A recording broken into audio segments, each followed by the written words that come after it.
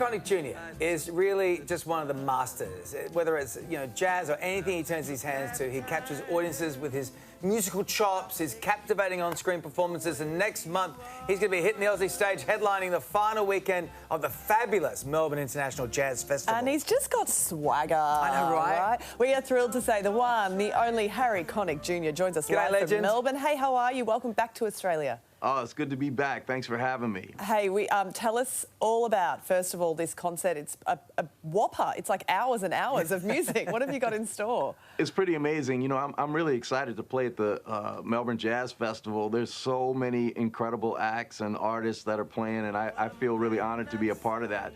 So on October 25th, I'll be at the Sydney Meyer Music Bowl, and we just can't wait. My band's coming in to play with me, and we're gonna play hard and have a good time, and we just love playing in front of the Australian audience. So I can't wait. I'm counting the days. Oh man, Melbourne is so lucky to have you. I tell you what, though, I know that you've had your daughters be in Sydney as well. They were living there here for a while. Are you considering flying up and seeing them as well?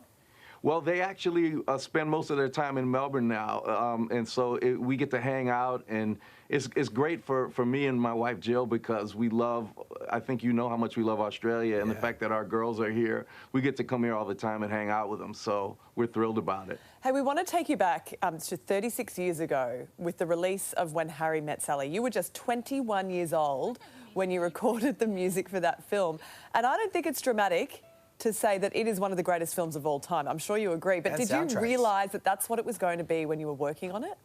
I had no idea. I mean, at first, my participation in it was very, very small. All they really wanted me to do, I say they, it was Rob Reiner who asked me to do it. I was just supposed to play some piano behind a couple of scenes and maybe sing a song, and it turned into the whole soundtrack album. And I got to tell you, that summer, I went from being a relatively obscure artist to somebody who a lot of people knew, and I have Rob Reiner in that film to thank for it. It was an incredible experience. It's still a great soundtrack, and it's masterful work. I mean, you've done so much stage, screen, you've written musicals, you recently appeared in this fabulous Australian show, The Piano, as a mentor. Tell us what that experience was like for you. Well, the thing I brought away from that show, first and foremost, was my friendship with the incredible Andrea Lamb. She's an amazing pianist and talent, and we got to know each other really well, and my family got to know her, so we just love her. But I tell you, in this day and age, to have a show that really puts all of the competition and negativity and all of that stuff aside and really just focuses on something that brings us all together so we can sort of celebrate our common humanity is pretty special. I think ABC did a wonderful job with it, and I was really honored to have been asked to be a part of a show that was so positive. I hear it all the time in Australia. People tell me how much they love that show, and I just think they did a great job with it. I'm not on season 2, but I'm looking forward to seeing it.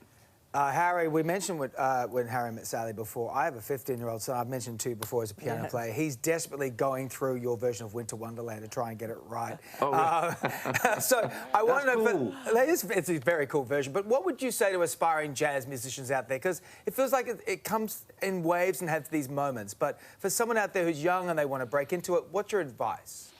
I'm not big on sort of giving unsolicited advice, but since you asked me, put the phone down. That's what I'd say. Like, listen to the music and try to learn experientially as opposed to gathering all of this information that's floating around there. I mean, there's a lot of people who play really fast and are great technically, but one thing that I think my generation had an advantage with was listening to the music, using your brain in that way, and not being distracted by all of the stuff out there on social media, because it really is a distraction. So for your son, tell him when I'm around and we're around a piano, I'll give him a lesson. I'll show him some tricks. He would die. That is an offer he will hold you to, Harry. There is no doubt about it. Great to have you in Australia again, man. Love to the family. Good to see you. Thanks for your time. Thanks. Good to be with you. And tickets for the Melbourne International Jazz Festival are available online now.